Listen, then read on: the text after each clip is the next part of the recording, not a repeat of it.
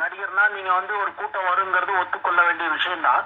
ஆனா திரு விஜய் அவர்கள் நடிகருங்கிற நாலேஜ் வந்து எப்போ அவர் தாண்டிட்டார். அவர் ஒரு 10 வருஷமாவே பொதுமக்களோட ஒரு மனிதனாக பெருசா இல்லைன்னா கூட அப்பப்ப குரல்கள் கொடுப்பது, உதவி செய்வதுன்னு செய்யற ஒரு பர்சனா தான் தன்னை அவர் காட்டிட்டு இருக்கிறதுனால இந்த இடத்துல அவர் வந்து கோவை மக்கள் இவ்வளவு வெயில்ல நல்லா கேட்டுங்க, வெளியே யாருமே வெளியே வர வேண்டாம்னு அட்வைஸ் பண்ணிருக்கிற அளவுக்கு வெயிலின் தாக்கம் இருக்கிறத மீறி அந்த மாதிரி இன்னைக்கு திரு விஜய் அவர்கள் வந்து கோயம்புத்தூர்ல இவ்வளவு பெரிய அதிர்வை ஏற்படுத்தியிருக்கிறது வந்து இன்னைக்கு இந்திய அளவுல தமிழ்நாட்டு அளவுல மட்டும் இல்ல, இந்திய அளவுலயே இது ஒரு கவனிக்கக்கூடிய ஒரு நிகழ்வாக அமையும்.